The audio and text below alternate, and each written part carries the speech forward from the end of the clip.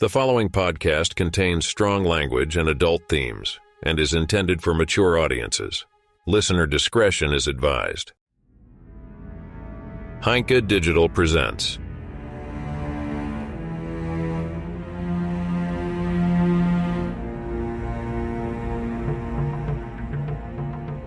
Damocles, an audiobook podcast by Christian Lenke.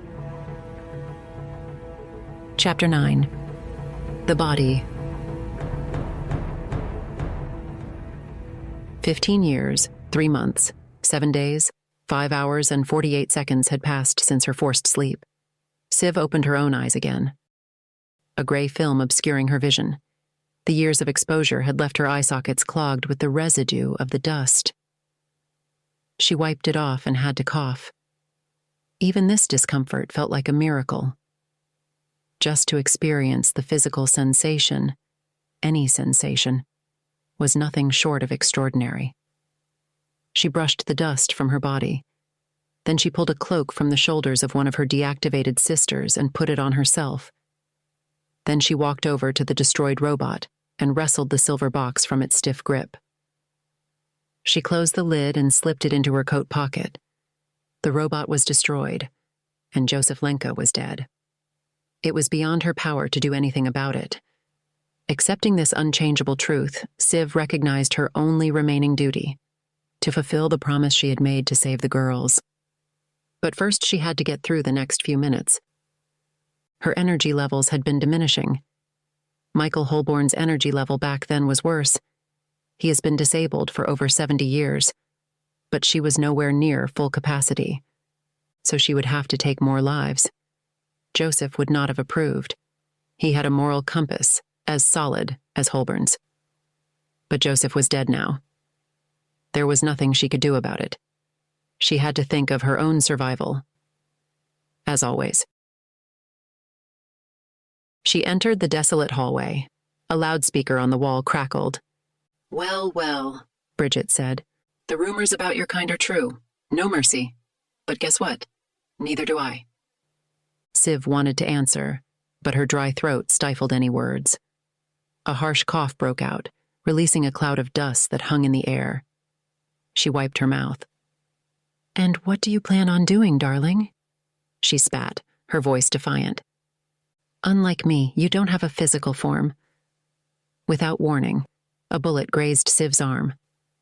2 guards, their minds under Bridget's command, stood in front of her with guns drawn. "Just a warning shot," Bridget declared. "I could have ended you, but my master wants you alive." Siv smiled. The guards had made a fatal mistake by trying to shoot from a distance. To shoot a target, one needed to be closer, and the target could not be allowed to move too erratically. Capitalizing on this oversight, Siv dodged and grabbed an old glass flask from the floor of the corridor. With a throw aimed well, the distraction caused one guard to aim his weapon at it. In that fleeting moment, Siv closed the gap between her and the other guard, snatching his weapon from his grasp. In one swift motion, she delivered a powerful blow to his forehead, leaving him crumpled on the ground. With a deft kick, Siv disarmed the remaining guard, sending his weapon clattering to the ground. She knocked the first guard unconscious with a powerful blow to his temple. She subdued the second guard by pressing her mouth to his. She had not brought it up to Joseph Lenke, but the exclusive method her species used to nourish itself involved harnessing the life energy of organic matter. The late chief inspector would not have tolerated that. Therefore, his death was beneficial. That way, he wouldn't have to watch the well-fed guard getting paler and paler. He tried to fight. He struggled like a fish out of water. His cheeks dropped, and his eyes retreated into their sockets. Once Siv was done, all that remained was a weak, pallid bag of aging skin, steadily transforming into ashes. She felt a new energy flow through her body. She crouched down and took on the second guard as well.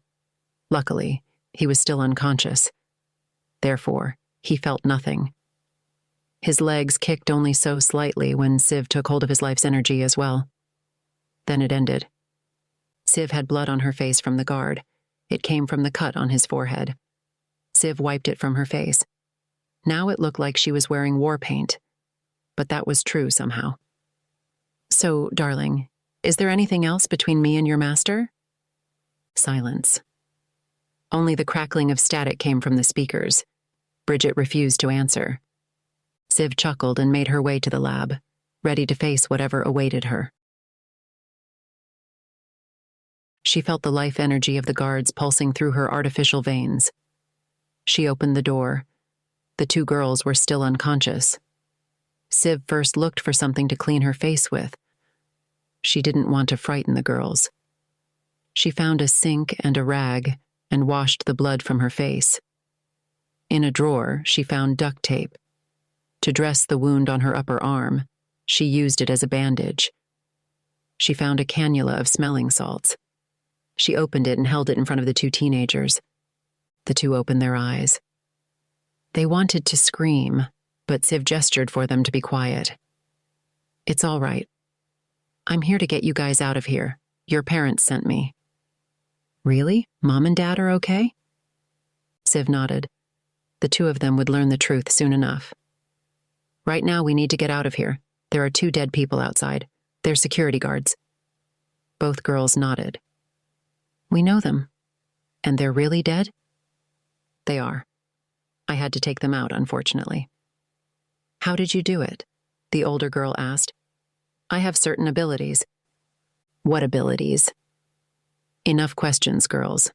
This isn't over. We're going out there now. You don't need to look at the guards. Just turn right and go to the door marked stairwell."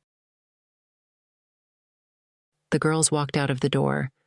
Kim, the older one, paid no attention to the guards. Jenny's curiosity piqued, leading her to take a quick look. The sight of the dissolved bodies made her stop and turn pale. She bit her lip. Then she glanced away and followed her sister. They were almost at the stairwell when Siv heard a yelp. Next to the door to the stairwell was a small room for the cleaners. Siv opened the locked door with a kick. Positioned behind it stood Lenke's dog. He gave a short bark. Siv made him an improvised leash by tearing the power cord from a vacuum cleaner. She made a loop and put it around the animal's neck. As she did so, the dog licked her face. "Whose dog is that?" Kim asked. "A friend's," Siv said.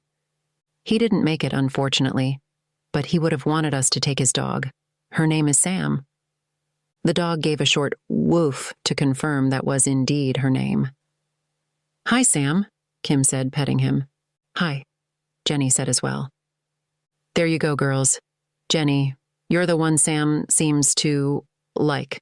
Take her leash, please," Siv said. "You got it," Jenny said. The presence of the dog diverted the attention of the two girls totally. Together, they went to the stairwell and made their way upstairs. In his office, Paul Scherber paced behind his desk. Bridget stood in front of the desk, motionless as a statue. How could this be? How could she have done that? She had help. Joseph Lenke sacrificed his life. That brought her the time to transfer her mind back to her android body. I should have known. That cop is sacrificing himself. He didn't want to die. Siv betrayed him. Well, I could have told him that. She'll come. She wants to kill you, I'm sure of it. Escape. Right now. Scherber stopped and looked at her. You really believe that, what you're saying, don't you? What do you mean, Master? Siv thinks she's won, but I have another ace up my sleeve. What are you talking about? Scherber ignored the question. Talk to her. Threaten her a little. Let her think we're desperate and shitting ourselves with fear.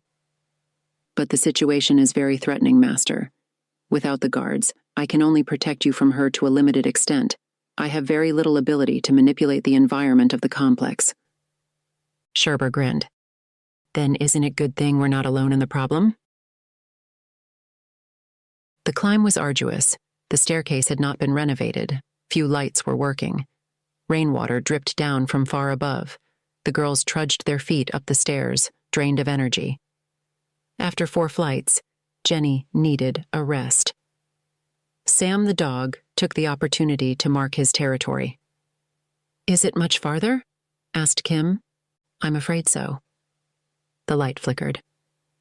I wouldn't trust her if I were you. It blared over the PA system. Who is that? Jenny asked. That's the voice from an assistant system. She's just as evil as the guards. Just don't listen to what she says.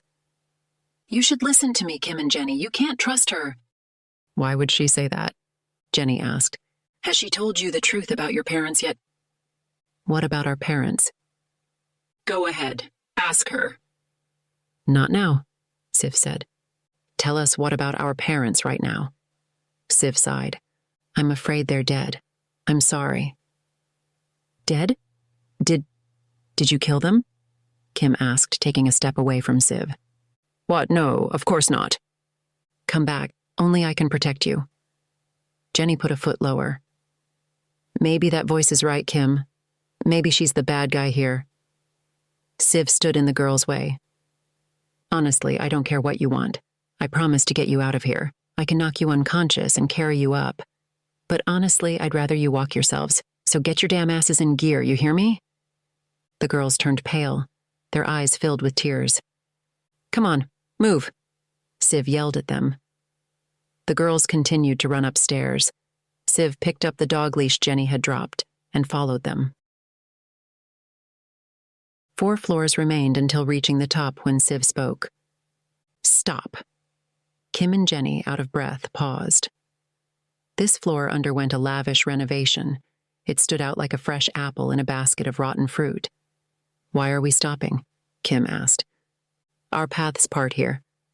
I'll stay, and you go up, and try to find someone to help you. Why? I have to make sure nothing happens to you. The only way I can do that is to stop whoever kidnapped you. What are you going to do? None of your business. Go now and take the dog with you. Siv handed the leash back to Jenny. What's up there? Kim asked. Freedom, I hope. Thank you, Jenny said. Thank you for freeing us. You're welcome. Are you really evil? Like the woman said on the loudspeaker? It's not quite that simple. You'll understand when you're older. Nothing in life is black or white. There is no right life in the wrong one. That's what Dad used to say. Your father was a wise man. The quote is from Theodore W. Adorno. I heard him speak once in Frankfurt. Our father? No, Adorno. That was in 1958. 1958? You don't look that old. I've had a long beauty sleep. Herr Adorno and I would disagree on the point of basic morality, but he couldn't imagine my circumstances. Siv sighed. Go now. Kim nodded and kept walking. Jenny waved at Siv, then pulled on the dog's leash. Come on, dog. Siv watched her for a moment. Then she turned to the door in the renovated hallway. Paul Scherber was waiting for her behind that door. And Bridget, of course. But she hadn't survived all these endless years to fail now. She opened the door and entered. The door opened. The door underwent renovation, just like the entire floor. It smelled of painted walls and carpet glue. The hallway could be in any office building. Siv thought she could smell the faint aroma of boiled coffee. Despite her tension, regaining the ability to perceive something after over 10 years was pleasant. She had missed her body. Maybe that was why she reacted strongly to all sensory input. The carpet felt soft under her feet. Then that feeling changed. The carpet was wet. Her feet now made a sucking sound with every step, as if she was stepping on wet moss. She heard water running somewhere.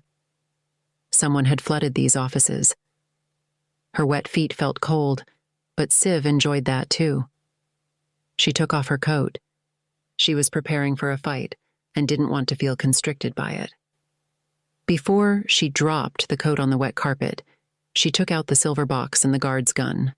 The silver box she tucked into the side of her slip for lack of a pocket. She loaded the gun and took the safety off. She only had one shot. She crept down the hall. Scherber's office seemed to be at the end. She checked every door she passed, but all the rooms were empty.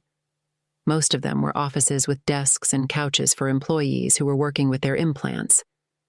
A room held holographic memory banks, sized for human interaction. Presumably, the lab stored the data collected by the brain scanner there. Everything looked deserted and abandoned. Bridget was nowhere to be found. Civ suspected that this change in tactics was because the girls were no longer with her. Bridget realized her words would not deter Civ from her goal. She would kill Scherber. She stopped at the open door of Scherber's office. She risked a quick look inside. "Come in," Scherber said. He had taken off his jacket. He was standing in front of his desk, holding a cable with bare wires coming out of the end. He had rolled up his pant legs and was standing with his feet in the water. The rushing sound was coming from the adjacent bathroom. Apparently, he had clogged a sink there, causing the flooding. Civ pointed the gun at Scherber's head. "I wouldn't do that," Scherber said in a calm voice. "Any last words?" "If you ask so nicely. How about I told you this was a bad idea?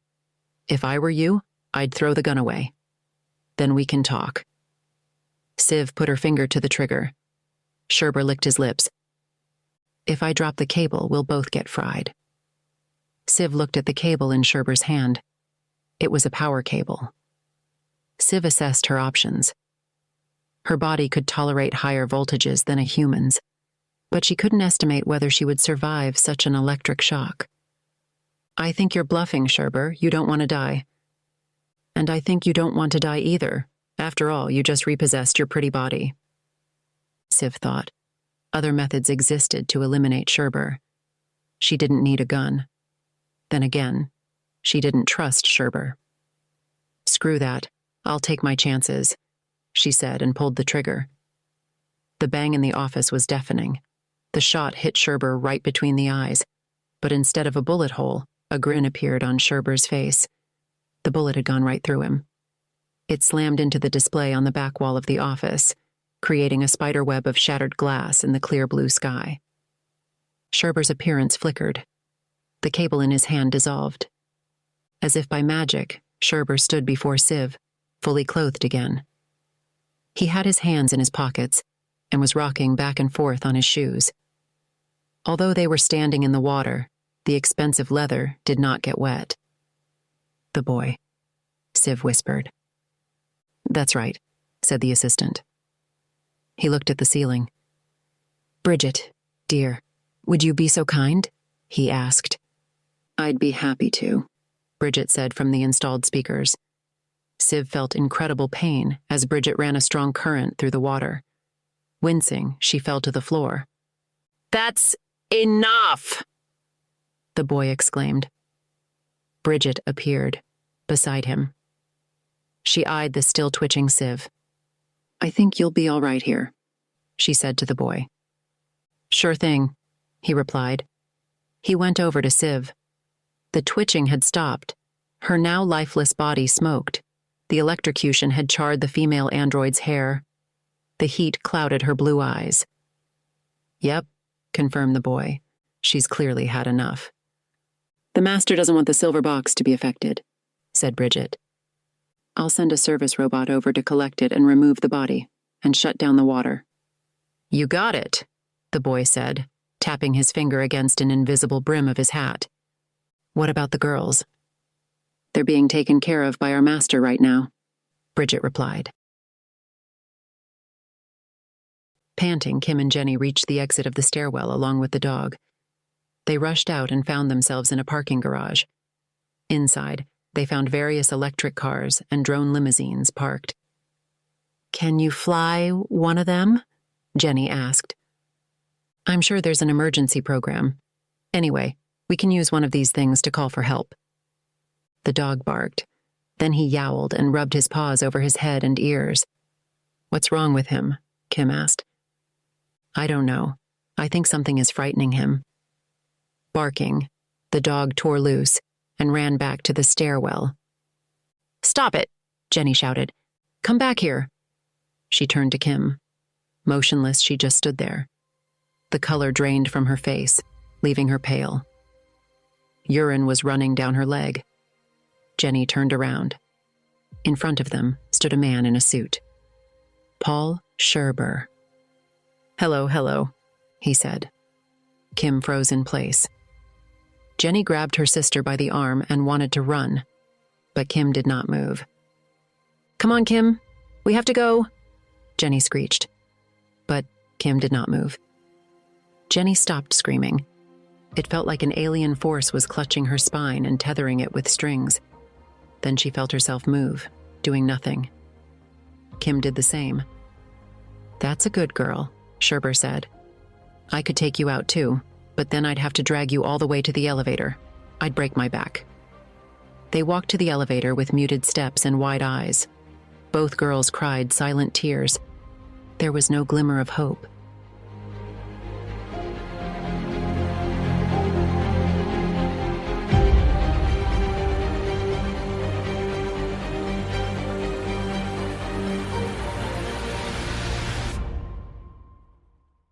Thank you for listening. To learn more about Heinke Digital Audiobook Podcasts and its author, Christian Heinke, please visit heinke.digital.